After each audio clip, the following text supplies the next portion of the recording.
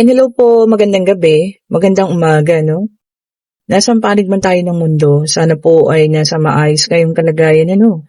Sa pagpapanood ng bago nating video ngayong gabi, ayan po ha. Papasalamat po ako sa mga nagpa-schedule ng reading mula umaga hanggang itong hapon ha, ayan. Kumbaga ngayon ano ko lang, break time, dinner time. O ayan po ha. Mamaya ulit tayo. May 9:00, may 10:00 at mayroon pong 12:00 maya-maya. Okay po ha. Tingnan muna natin ano, para sa inyo naman ito dito sa ating YouTube channel. Ayan, ito na agad. Four of Pentacles. Oh, okay. Sige po, tignan natin ha. Ito nakadulo siya. Isang ano to. Ano tawag nga dito? Hindi siya ang The Empress eh. Nasa dulo ng dila ko. Nakalimutan ko. Ika po isipin natin at ating kakompletuhin. The Empress. Ay, hindi. Wait lang po ha. Ulitin natin at ito pupunuin natin at ating bubuin. Wait lang po ha. Yan pa nga natin. Uy, meron din tayo rito. Ace of Cups. Tignan pa natin. Tignan pa natin po ha. And meron tayo ditong Wheel of Fortune. So ayan, kompleto na yung ating unang hatag, gano'n. Ayan, kompletong-kompleto na siya. Ito nasa dulo ng dila ko, nakalimutan ko, isang napakatalinong babae. Ayan, malakas ang intuition, ano. Malakas ang kanyang ramdam niya kung ano yung mga pangyayaring susunod. And then, meron tayong Three of Pentacles. Okay po. Meron tayong The Strength. Okay. Yan pa natin, ha. Dalawa pa. Tignan pa po natin. Ayan. Meron pala po tayong mga wind chime ha. Pinost ko sa Facebook. Ayan. Kasi naman po ang may gusto. Ayan. Meron tayong Three of Swords. Okay. Check pa po natin. Ano. Ito na. Ang kukompleto. Ayan. Pero meron din Ace of Wands. Wow. Puro sa ano ha. Tawag dito. New beginning. Ayan. Puro sa pagbabago ha. Okay po. The High Priestess. Yun po ay The High Priestess ha. Ayun. So ito na nga. Sabi niya rito, no, guard your financial. Okay po. Kasi maraming parating po oh.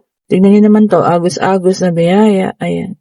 The same as the Ace of Wands. Ayan po ha. Paparating ng mga biyaya or kung talaga nararanasan niyo na sa ngayon ha. Okay. Kaya lang, ang tawag dito, ang kasabay ng pag-ayos ng kaperahan mo ay ang pagkadurog naman ng iyong puso. Ayan. Merong isang tao mang bebetrayal. Ayan po ha. Una nga, mag-uusap pa kayo Ayan Okay po, baka merong iaalok sa'yo, ganyan something para daw sa inyong future, po. Pero mo yun, parang hindi mangyayari dahil po siya ay magkakaroon ng iba. Ayan ha. Kung sino man dito, yung gumagawa ng tawag dito, nag-iipon or meron kayong, alam niyo yan, bank account na para sa inyong dalawa, no? Feeling ko siguro mas dapat muna ninyong kilalanin ang isa't isa bago po magganyan, ha? Kasi baka mamaya mawala lahat yung para sa'yo o mapunta lahat sa kanya. Diba? Pero kasi ako nakikitang greediness, ayan, and meron ding betrayal. Baka itakas lang yung perang alam niyo yan, iniipon ninyong dalawa. Ikaw ang mawalan. Okay po. Kung kanino mang person ito ha. Okay po ha. Tignan niyo na. Kasi alam niyo lumabas ang The High Priestess. Meron ka ng kutob eh. May kutob ka na baka sakaling may mangyari pero tumuloy ka pa rin. Dahil saan? Dahil sa pagmamahal mo sa kanya. 'Di ba? May kutob ka na gano'n eh, baka gano'n nga yung mangyari, baka oras na makaipon kayo biglang umalis, naku. Ayun po ha, kung nangyari na ito or nangyayari sa ngayon, kasi po hindi mo sinunod yung mo kutob mo Hindi naman kukutoban ng isang tao kung wala pong basehan. 'Di ba? So ito na nga, umalis, tangay lahat pati pera mo. 'Di ba? Ang sakit nun Win-win situation siya. The High Priestess ulit, 2 beses na ha. Sabi niya talagang alam mo na, noon pa ramdam mo, napapakiramdaman mo na, naiisip mo na, nai-insight mo na baka ganun yung mangyari, no? Pagkaipon niya ng salapi, bigla rin siyang maglaho. Ayun na nga po. Okay, and then meron tayong Page of Wands, which is a fire sign. Talaga pong pagtalikod. Alam niyo yun, talagang aayaw na siya sa relasyon ninyo, ha? Oras na makuha niya po yung gusto niya. So, kung kayo yung may mga ipon, nag-iipon kayong dalawa, let's say, meron kayong bank account, joint bank account. Ayun na nga po. Pinag-interesan niya. Kinuha niya lahat. Pati yung para sa'yo, kinuha niya. 'Di ba? Ang sakit to na. Ayun pala, water sign, fire, ito naman earth. Meron po tayong Knight of Pentacles. Okay po, lahat daw ng hard work mo yun. Ayan, ako naman. Yan ang sinasabi ko sa inyo, di ba? Lagi kong sinasabi, unahin po ang sarili. Hindi po kayo pinanganak para sa ibang tao po, ha? Pinanganak po kayo para unahin ninyo ang inyong sarili. Okay? Sana naman, sana naagapan nyo ha kung hindi pa nangyayari at medyo kukutob-kutoban nyo na parang merong ganitong senaryo. Naku, lipat mo agad yung sayo. 'Di ba? Iwan mo yun sa kanya, hayaan mo. Minsan kasi, na sobrang pagtitiwala na natin dun sa tao, parang wala nang negatibong mangyayari para sa inyo. Tingin nyo lahat positibo na lang. 'Di ba? Four of Swords, air sign, matagal naman nanahimik ang taong ito po ha. Kahit anong gawin mong contact, hindi mo na yan makukontak po.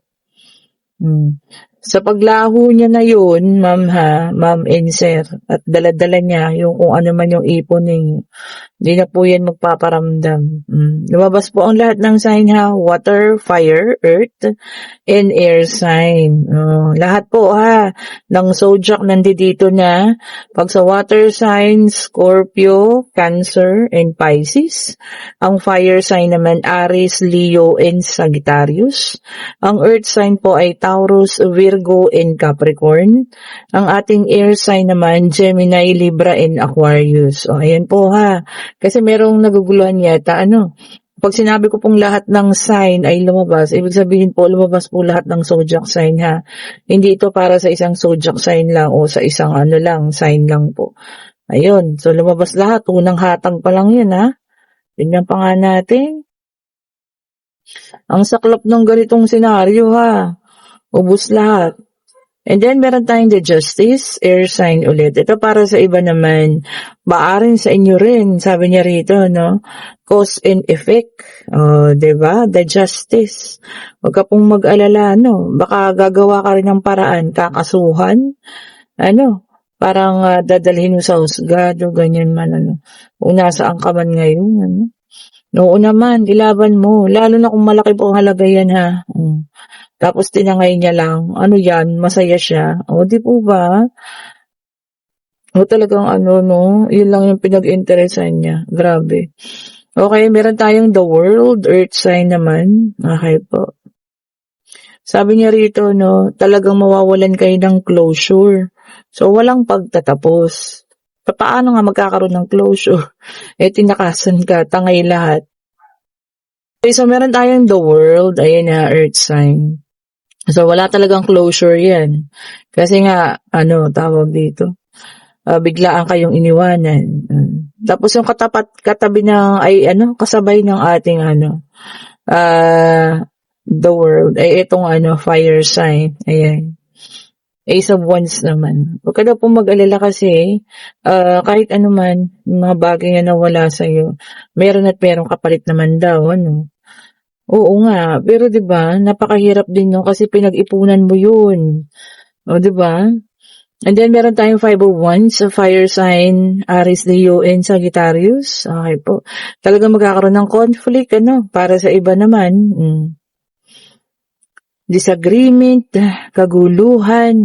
Ayan ha. Kung kayo man ang nakaka-relate dito, kung kanino man, ayan, ito may flip. Ayan, meron din tayo ditong Three of Pentacles na ka-reverse, earth sign. Okay po. Sabi niya rito, talagang magkakaroon ng conflict. Ito naman group conflict. Kumbaga team by team, grupo by grupo daw po ang conflict na yan. Kung ano man yan. Baka sa trabaho, baka magkakaroon kayo ng alitan. Kung kayo ay membro ng isang grupo para sa pagtatrabaho, ayan na nga po. May alitan daw pong magaganap ha. Ingat-ingat pa rin po ha. Lalo na pagka ganyan. Grupo-grupo na yan. Di ba? Tignan pa natin kung ano ang lalabas, nag-reverse. Bakit kaya? Uy, the Hermit. Earth sign. Ayan. Ay, naku. Ang tawag dito, sabi niya, lost your way. Kumbaga, nawala ka sa track mo. Nawala ka sa, alam mo yun, alignment. No? Kumbaga, nasira yung mga plano mo sa buhay. Sino ba nakakaramdam nito? Nasira daw yung ating mga plano. Ano ba yan? Ang negative. Di ba? Huwag niyo pong hayaan tayo atakihin ng mga negativity ha. Suot kayong evil eye. Di ba po? Pinromote ko talaga ang ating mga evil eye. Siyempre pang dyan, pantanggal negativity. Ay, may bago po ako. Di ba? Ang ganda. Ayan po ha. Kung gusto niyo ng ganyan, chat niyo po ako ha. Ang laking mata. Di ba no? Kasabay ng maliliit. Di po ba? Ganda. Ayan po. Chat niyo ako ha. Okay, meron tayong Seven of Pentacles. Ayan naman. Okay naman daw. Kasi hard worker ka naman, sa mga masipag magtrabaho dyan. Ayan po ha. Lahat naman ng inyong pinaghihirapan, may mga rewards daw po makukuha. At meron ding mga resulta. Okay po. Yung may mga nagsa-sideline dyan. Yung mga talagang grabe kong kumayod. Di po ba? Lahat daw po yan, makikita nyo ang resulta ng inyong mga pinaghihirapan. Okay. Tingnan pa po natin, ha? Tingnan pa natin, Ay, kay Madam from the USA. Naalala ko ngayon lang. Madam, salamat po sa pinadala ninyong balato. Yung pong numero yata kahapon, ay tinayaan niya mismo kahapon. Kasi sa US umaga, di po ba? At siya daw po ay nanalo. Congratulations, Madam. So, nagpadala siya ng balato. Ayan. Salamat po. At sinabi ko naman na sa kanya kung saan gagamitin ang balato na yun. Abangan po ninyo. Ayan. Salamat, Madam, ha. Salamat po sa inyo. Madam from the USA. Ayan. Ayaw niya pabanggit ang kanyang pangalan. Basta Madam from the USA. Salamat po. And then, meron tayong King of Wands, a fire sign. Okay. Sabi niya rito, nakikita nyo na yung big picture, pero hindi nyo pa pinapansin. Kumbaga, nakikita nyo na kung ano yung kalalabasan, diba, ng isang bagay. Pero pinagpasa walang bahala, hindi pinapansin. Bakit ganun? Sana kapag nakita nyo na kung ano yung kalalabasan, kayo na mismo, kung hindi maganda ha, kayo na mismo yung iiwas. Para po alam nyo yun, hindi kayo nasasaktan. Diba? Sabi niya kasi, seeing the big picture. Kumbaga, alam mo na, nakikita mo na, kumbaga hindi pa nangyayari, na foresight mo na, ay, maaaring ito yun. Pero hindi ka pa rin umalis, pinagpatuloy mo pa rin, oh, 'di ba? 'Di gano'n pa rin, nasaktan pa rin, Okay, una ha, kung kayo nasa situational reading, sinasabi ko sa inyo lagi po, unahin ang sarili. Pinanganak po kayo para sa sarili ninyo, para hindi po para sa ibang tao ha. Alam ko nagmamahal lang kayo. Siyempre, pag mahal mo, lahat kaya mo ibigay eh. O, di ba po? Pero unahin natin lagi yung sarili natin ha. Huwag po ganito. Kasi pinaghirapan nyo yan. O, kung ilang taon na pinaghirapan nyo yan, tas matatangay lang. Okay po? So, mag-ingat po ha, kahit na siya pa po yung sinasabi ninyong the one para sa inyo. Eh, kung para sa iyo siya yung the one, tapos ikaw pala, ang para sa kanya, yung kapirahan ninyo. O, diba? Ang sakit nun. Hindi lang masakit sa bulsa, ay sa emosyon, masakit pa po sa bulsa. Okay, mag-ingat po ha, ng taong pagkakatiwalaan. O, eto na, hingi tayong numero para maraming manalo dyan, ha? O, basta laro-laro lang po tayo, ha? Walang seryosohan. Hindi yung magiging ano na tayo sa sugal. Hindi po. Laro-laro lang tayo. Kagaya ni Madam, taya-taya lang, ganyan. Subok-subok lang si Madam. O, di po ba? O, meron tayo ditong 10. O, ayan ha. 10 of Wands. Okay. 10 of Wands po, ha? Tingnan natin kung ano pang numero. Ay, 2 agad. Ala, bakit ganito?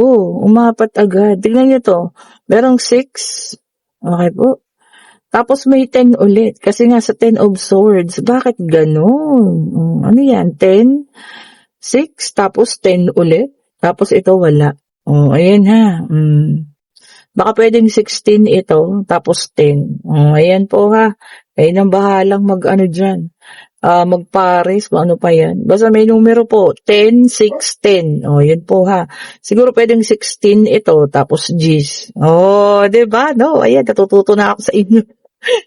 Ayan ha, 16, tapos 10. Okay po. Ngayon, pwede na tayo magtanong, pag-ibig, ayan po ha. Pangyayari, ayan, pag-travel, kung ano man ha, ang inyong katanungan po. Pang-examine, ayan, kung ano man sa kayo pupunta, no? Tanong natin ba sa answerable by yes or no? Okay? Ayan, ibigay niyo po sa amin ang kasagutan sa kanilang mga kahilingan, Divine Universe. Eto na, ang bilis. Page of Wands, yes po ang sagot. Kung ano man yung itinanong mo sa puso mo, sa isip mo, yes po ang kasagutan. Ayan, magandang balitang paparating po para sa inyo. Sabi niya rito, pwedeng tawag, pwede pong chismis, kasi nga word of the mouth. Hindi, o kaya magagaling sa isang kaibigan, basta magandang balita siya. O pwede rin pong ito ay sulat, ayan. O pwede rin pong ito ay sa mga email, makabagong panahon, ayan. Pwede rin text messages, pwede rin pong tawag. Basta magandang balita po siya, ha. Okay po, and kung nagugustuhan yung ating reading, pa-like, pa-share, pa-subscribe, and hit the notification bell para lagi kayong updated sa mga bagong videos na nire-release natin. At kung gusto pong mag-order, ayan, ng ating mga evil eye, ayan po ha. Mag-order na kayo. Ito, matagal na to, ilang taon na to. Mahigit na yata ito ng 1 taon po. Non-tarnish, ito bago, ang ganda po ng design nila. Ayan po ha, mag-click kayo ng link dyan. And kung gusto niyo rin po ng ating mga bracelet, ayan, ating mga powerful bracelet, click nyo lang yung link. At kung gusto niyo itong wind chime, ayan po, mag-order na rin kayo ha. May wind chime tayo dito eh. Teka lang ha, pakita ko sa inyo. Ayan po, ang ating wind chime. Ayan. Kung naririnig din nyo, ayan. At kung makikita ninyo, eto, ayan po ha. Ayan ang ating wind chime, may evil eye din. Pangtaboy ng mga negatibo, ayan po ha. Ayan, para maging positibo. Sinabit ko sa doon, para natutunugan niya yung ating mga naririnig nyo ang ating mga baraha. Ayan, thank you so much for watching po. Ayan ha. Have a great day. Magandang gabi ng Biyernes po sa inyo. Ayan. Ay, hindi na po ako tatanggap ng additional reading. Tama na po yung 3 ngayong gabi. At tayo magpapahinga ng maaga po. Ayan po, salamat po sa inyong lahat. Sana po ay naging maayos at maganda ang buong linggo ninyo. Okay po. Bye-bye po.